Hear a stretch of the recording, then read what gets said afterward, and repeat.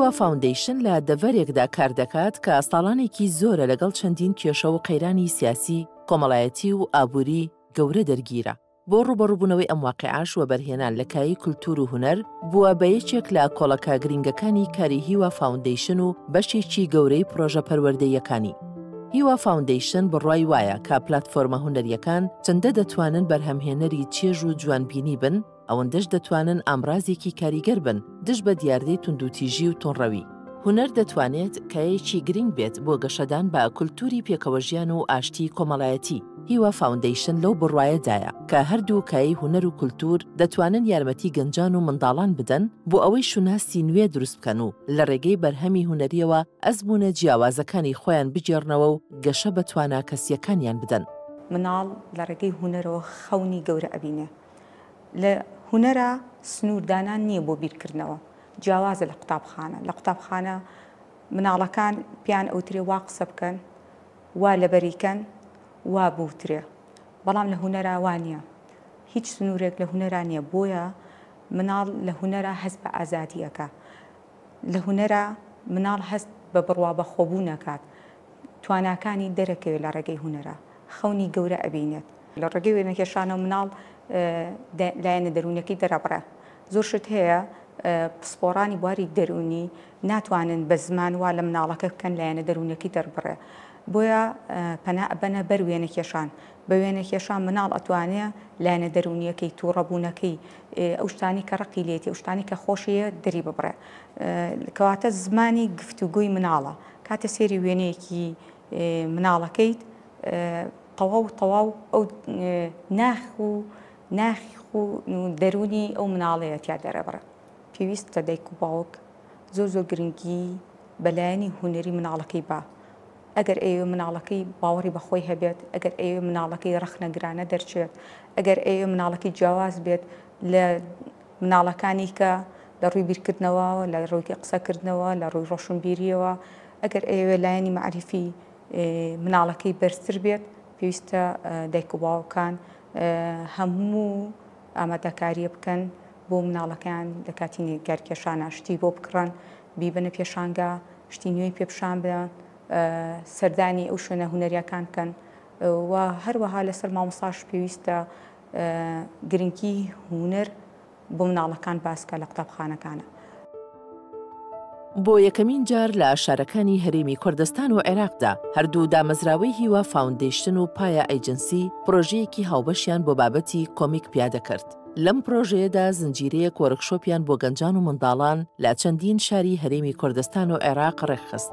ئامانجی سەرەکی ئەم پرۆژەیە بریتی بوو لە پەرەپێدانی هونەری کۆمیک وەکو بەشێک لە کولتوری گەنجان و منداڵان بۆ گزارشتکردن لە خۆیان و بەیانکردنی ڕەخنە و دنیابینیان لە کایە کۆمەڵایەتی و سیاسیەکاندا بە زمانێکی ناتوند و تیش. لە ڕووی کردداریەوە ئامانجی پرۆژەکە پێگەیاندنی کادری هونەری بوو لە بواری کۆمیکدا بۆ کەناڵەکانی ڕاگەیاندن و دەستگا میدیاییەکان. کۆمیک بەشێکی گەورەیە لە پرۆسەی پەروەردەیی بینەیی، چونکە ئەم فۆرمە لەسەر نەڕیشن ئیشەکات، لەسەر گێڕانەوە ئیشەکات و بۆ مناڵ و بۆ گەنج زۆر گرنگە، چونکە ئەوان دایم لەسەر پرۆسی گێڕانەوەی شت ئیشەکەن و کۆمیک هاوکارێکی زۆر باشە بۆ گەنج و مناڵ کە بتوانن چیرۆکەکانی خۆیان تعبیر لە خۆیان بکەن بەش پرۆسێکی گێڕانەوە نەک ئەبستراکت، یعنی بەس فۆرمێک ئەمان ئەتوان چیرۆکەکانی خۆیانی پێ بکێڕنەوە، ئەتوانێت زۆربەی ڕۆیاکانی خۆی بەرجەستە بکات لە وێنەیەکە یان لە گێڕانەوەیەکی لە چیرۆکێکە.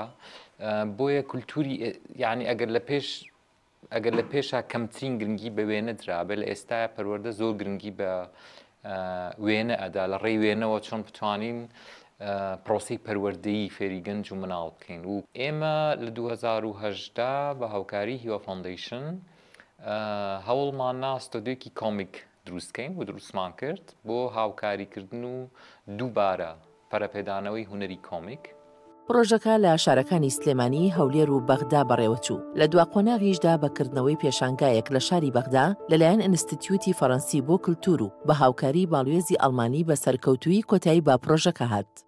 گرنگی پێدانی هیوا فاوندیشن بە کۆمیک وەکو کایەیەکی جیاوازی هوەری بۆ ئەو ڕاستیە دەگەڕێتەوە کە گەنجان و منداڵان دەتوانن لە ڕێگەی کۆمیکەوە فەنتازیا و واقع بە فۆرمێکی تر لە وێنەدا بەرجەستە بکەن و لەو دوو تۆیەشەوە تعبیر لە خۆیان بکەن و ڕەخنە لە کێشە کۆمەڵایەتیەکان بگرن. کاڵێن کوردیە شەرقیە ئەم منتیقەیە تەسەورەکەین زۆر گونجاو بوو زۆر سەرکەوتوو بێت چونکە ئەم بە پێچەوانەی هوەری شێوەکاری کە ئەتوان لەگەڵ لەوحەیەکە بە ئەبستراک یا یەک ئیمج دروستەکە کە نەریتی نییە کۆمیک دوو بەشە ینی قاچێکی لە ناو شێوەکاریە قاچێکی لە ناو ئەدەبە لە ناو چیرۆکە و چیرۆک و گێڕانەوە بەشێکی گەورەی کولتوری و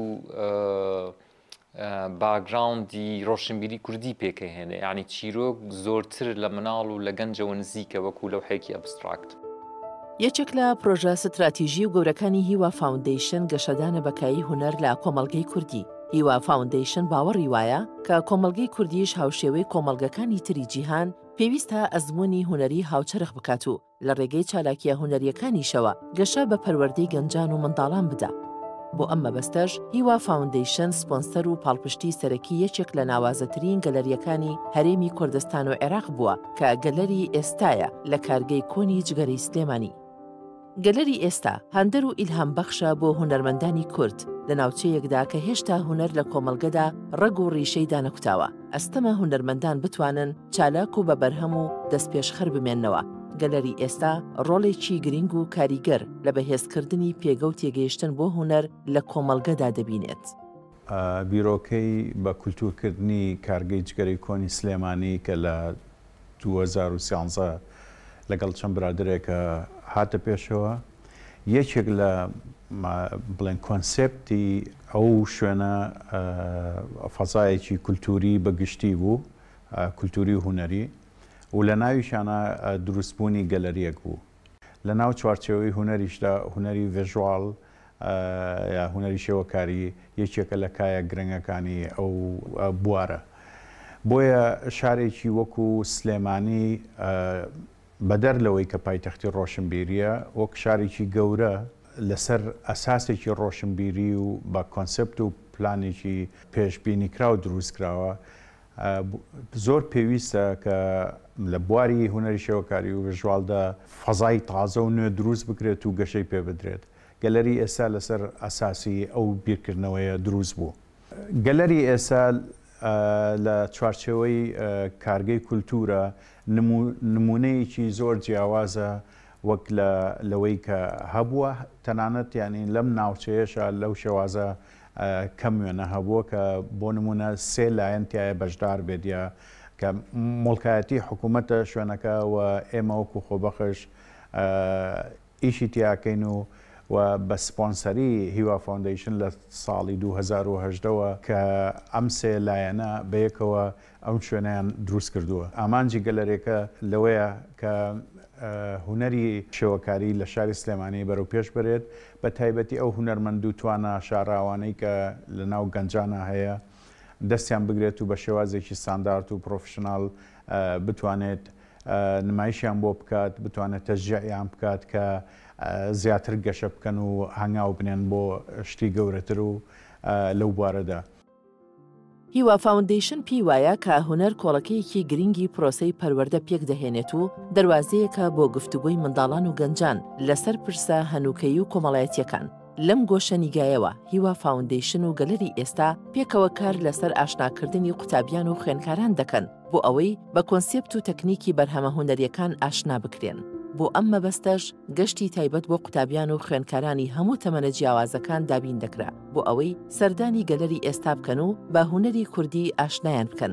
ئەم پرۆژەیە لە ئێستادا گەیشتۆتە قۆناغێک کە مامۆستایانی قوتابخانە و زانکۆکان خۆیان فێرخوازەکانیان دەهێنن بۆ بینینی پێشانگاکانی گەلەری ئێستا.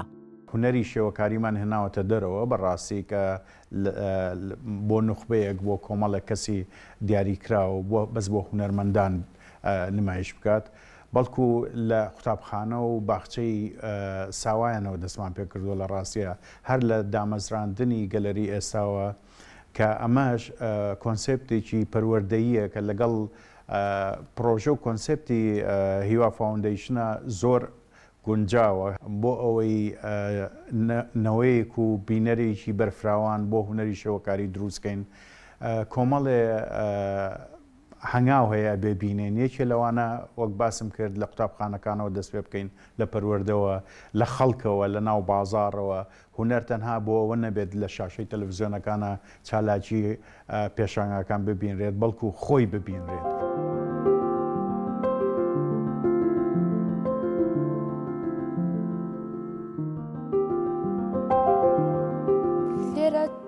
چەندیمەنێکی جوانمان بینی هەرێکە و باسی شتێکی ئەکرد و هەرێکەوت لە شتێتێکی ئێمە پێشتر کە ئەوەی کە خوێندومانە هوەر بەس تەنها قەڵەممان بەدەستەوە بۆ وێنە بکێشین تەنها ئەوە فێربوون کە زەلام بکێشین یاخود داریان درەخت بەڵام ئێمە کە ئەمڕۆ هاتینە ئێرە بینیمان کە چەند شتێکی جوانتر هەیە لەوەی کە ئێمە فێر بووین لێرە ئەومان بینی کە ئەتوانین بێجگە لە قەڵەم ئەتوانین بە سیرامیک بیکەین ئەتوانین بە پەیکەر بیکەین ئەتوانین بە تابلۆ بیکەین بێجگەلەوەی کە تەنها تابلۆکان بەوە نییە بە قەڵم بکرێت ئەتوانین بە پەڕۆ بە قماش شتی تازە فێربووم کە کەسی جیاواز ئەتوانێت لە هەر تەمەنێکا بێ بتوانێت هوەری خۆی پێشکەش بکە ناڵ پیر گەنج هەریەکە و پەیامێکی پێیە هەریەکە و باسی لە شتێک کردو باسی لە ناخی ئافرەت کردووە لە بێدەنگی ئازار گریان دڵخۆشی هاوژیانی کۆچکردن. هیوا فاوندیشن پێی وایە کە گرینگە کۆمەڵگەی کوردیش هاوشێوەی کۆمەڵگەکانی تری جیهان ئەزمموی هوەری هاوچەرخ بکە بۆ گەیشتن بەم ئامانجە و پەروەردەی منداڵان و گەنجانی کورد سەرمایە گوزاری لە کایی هوەر و کللتوردا کردووە.